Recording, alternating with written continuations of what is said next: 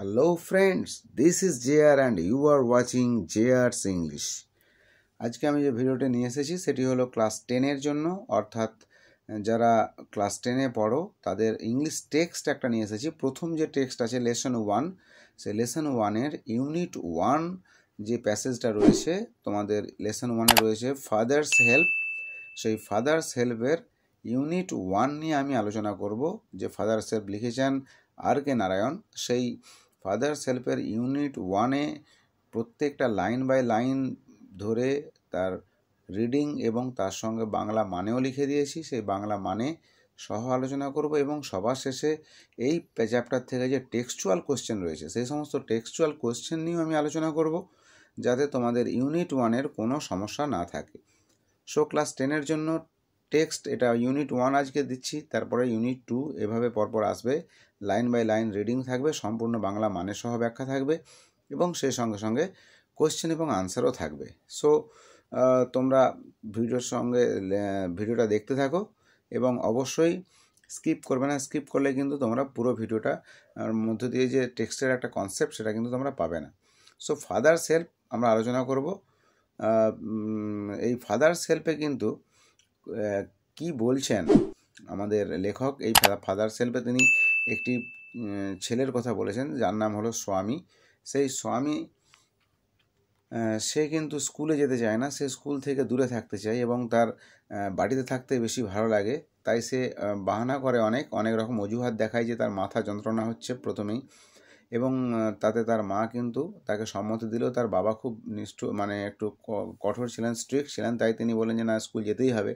তো স্বামী জানে যে বাবা তো ছাড়বে না, স্কুল পাঠাবেই। তাই সে কী করলো, বললো যে আমার দেরি হয়ে গেছে, মাথা যন্ত্রণাতে যখন হলো না তখন সে বললো আমার দেরি হয়ে গেছে, আমি যেতে পারবো না। বাবা বললো না, দেরি হলেও তোমাকে যেতে হবে। তখন সে দেখলো যে না, কিছু করার নেই। তখন বললো যে দেরি হলে আমার স্যার কিন্তু বকাবকি করবেন। বলে কোন স্যার বকাবকি করবেন? না, সেই স্যারের নাম স্যামুয়েল। আর স্যার কি এরকম সবসময় বকাবকি করে? বলে হ্যাঁ, এরকমই বকাবকি করে। বলে ঠিক আছে, সে তোমরা হেড স্যারকে বলো নি কেন? না, কারণ হেড স্যারও তাকে ভয় পায়। সো এটা আমাদের ইউনিট 1-এ রয়েছে। লাইং ইন বেড, বিছানায় শুয়ে স্বামী রিয়েলাইজড উইথ আ শাডার, স্বামী কাঁপতে কাঁপতে বুঝতে পারলো যে ইট ওয়াজ মানডে মর্নিং, এটা কিন্তু ইতিমধ্যেই সোমবার সকাল এসে গেছে। ইট লুকড অ্যাজ দো, দেখে মনে হচ্ছিল as though only a moment এগো ইট ওয়াজ ফ্রাইডে, কয়েক মুহূর্ত আগে এটা শুক্রবার ছিল, আজকে হঠাৎ সোমবার এসে গেল, যা আবার স্কুল যেতে হবে। মানে তার চিন্তা শেষ নেই যে স্কুল সোমবার মানে আবার স্কুল, এবং টানা আবার 1 সপ্তাহ ধরে স্কুল চলবে। Oh my god, it's very tough and very irritating. Already Monday was here, ইতিমধ্যে সোমবার এসে গেছে। এবং he hoped he didn't have to go to school, সে আশা করেছিল স্কুল যেতে হবে না, কিন্তু তাকে তো স্কুল যেতেই হবে কারণ সোমবার এসে গেছে। আর তার মনে হচ্ছিল যে এই তো ফ্রাইডে, এখনও অনেক বাকি সোমবার আসতে। অ্যাট 9 o'clock, 9টার সময় স্বামীনাথন ওয়েল্ড, স্বামীনাথন চিৎকার করে উঠল, ও আই হ্যাভ আ হেডেক, উফ কি মাথা যন্ত্রণা। মাদার জেনারাসলি সাজেস্টেড দ্যাট, মা কিন্তু খুব উদারভাবেই পরামর্শ দিলেন কি, যে স্বামী মাইট স্টে অ্যাট হোম, স্বামী বাড়িতে থাকতে পারে যদি তার মাথা যন্ত্রণা হয়। সো অ্যাট 9:30, 9টার সময়, when he ought to have been in the school prayer hall, যখন তার কিন্তু স্কুলের প্রার্থনা কক্ষে থাকা উচিত ছিল, স্বামী was lying on the bench in mother's room, মায়ের রুমে বেঞ্চের ওপরে সে কিন্তু শুয়ে পড়ে আছে। সো এখান থেকে লাইন আসবে কিন্তু কোশ্চেনে আসবে কোথায় শুয়ে আছে? মায়ের রুমে। ফাদার আস্কড হিম, ফাদার তাকে এসে জিজ্ঞাসা করলো, have you no school today, আজ তোমার স্কুল নেই? স্বামী তখন বলছে যে O father headache, Swami replied, Swami উত্তর দিল, ও মাথার যন্ত্রণা বাবা, প্রচুর মাথা যন্ত্রণা। আরে বাস, কি নাটক দেখো, স্কুল যাবে না তাই মাথা যন্ত্রণার অজুহাত দেখাচ্ছে। Nonsense, dress up and go, বাজে বকছো এখানে, পোশাক পরো আর বেরিয়ে যাও, স্কুল চলে যাও। হেডেক, মাথা যন্ত্রণা, মাথা ব্যথা। Loaf about less on Monday, Sunday, রবিবার কম লাফালাফি করবে। And you will be without a headache on Monday, তাহলে দেখবে সোমবার তুমি মাথা ব্যথা ছাড়াই থাকতে পারবে। অর্থাৎ রবিবারে বেশি লাফালাফি না করলেই হবে। Swami knew how strict his father could be. Swami জানতো তার বাবা কতটা কঠোর হতে পারে। So he change his tactics. তাই সে তার কৌশল পরিবর্তন করে দিল। I can't go to school so late to the class. আমি এত দেরি করে ক্লাসে যেতে পারবো না। You will have to. তোমাকে যেতে হবে। It is your own fault. এটা তোমার নিজের ভুল, নিজের দোষ। সো তোমাকে স্কুল যেতে হবে, দেরি হলেও যেতে হবে। বাবা বলছেন, what will the teacher think if I go so late. আমি যদি দেরি করে যাই শিক্ষক মশাই কী ভাববেন?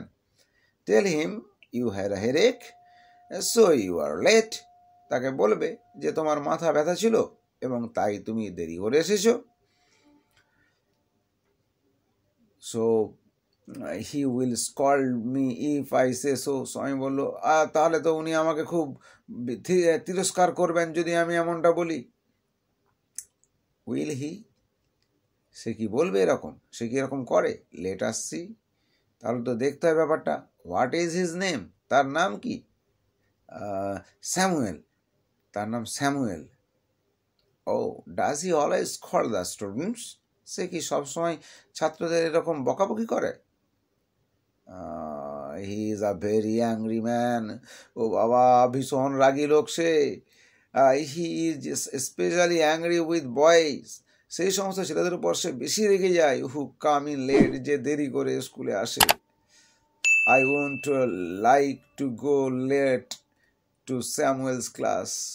স্যামুয়েলের ক্লাসে আমি দেরি করে যেতে চাই না। স্বামীনাথন বলল, if he is so angry, যদি সে এতই রেগে যায়, why not tell your headmaster about it? তাহলে তোমরা তোমাদের হেডমাস্টারকে এই বিষয়ে কেন বলোনি? প্রধান শিক্ষককে জানাওনি কেন? দে সে দ্যাট, তারা বলে যে even the headmaster is afraid of হিম। এমনকি হেডমাস্টারও তাকে ভয় পান। সবাই বলে যে প্রধান শিক্ষকও কিন্তু তাকে ভয় পায়। So this is the passage, unit 1। স্বামীর ওপরে এই প্যাসেজটা রয়েছে তোমাদের ইউনিট 1। এখান থেকে দেখো তোমাদের টেক্সটে কী কী প্রশ্ন রয়েছে, সেই প্রশ্নগুলো এবারে একটু আলোচনা করে দিই। Choose the correct alternative to complete the following sentences. সেন্টেন্সটাকে কমপ্লিট করার জন্য এখান থেকে অল্টারনেটিভ চুজ করতে বলেছে। উইথ আ সাডার স্বামী রিয়েলাইজড দ্যাট ইট ওয়াজ। একটু বুকের কম্পনে স্বামীনাথন অনুভব করলো যে এটা ছিল কি? Friday, Thursday, Wednesday, Monday. উত্তর হবে কিন্তু ইট ওয়াজ মানডে।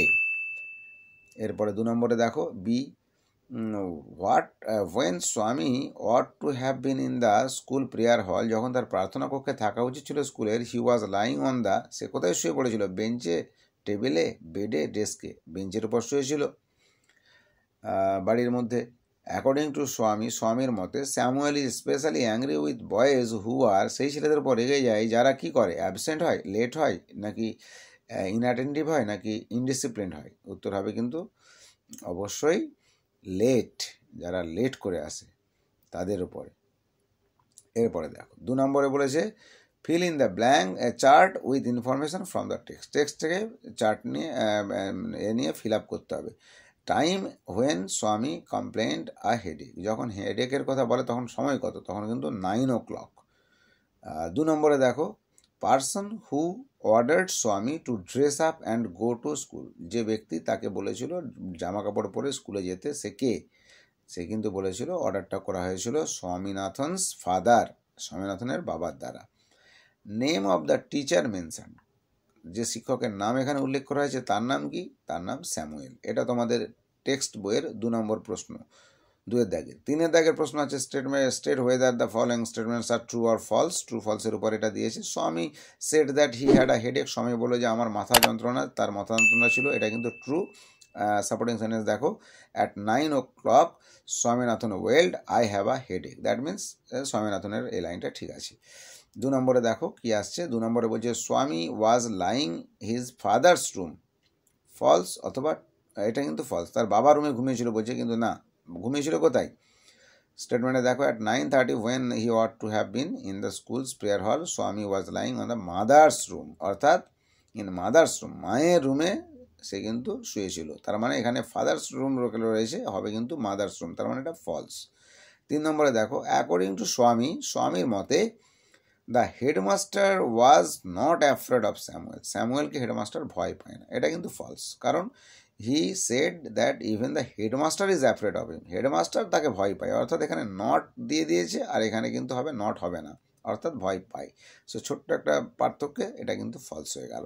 সো এইভাবে তোমাদের টেক্সট ইউনিট 1-এর টেক্সচুয়াল কোয়েশ্চেনও আমি আলোচনা করে দিলাম এবং তার সঙ্গে টেক্সটের বাংলা মানে সহ ব্যাখ্যাও করে দিলাম। সো এইভাবেই আরও পরপর ভিডিও আসবে, তোমরা দেখতে থাকো জেআরসি ইংলিশ। ভালো লাগলে অবশ্যই চ্যানেলটিকে যারা নতুন আসছো সাবস্ক্রাইব করবে, আর যারা দেখছো তারা কিন্তু বন্ধুদের মধ্যে শেয়ার করবে, ভিডিওগুলোকে লাইক করবে, কমেন্ট করে জানাবে তোমাদের কি দরকার।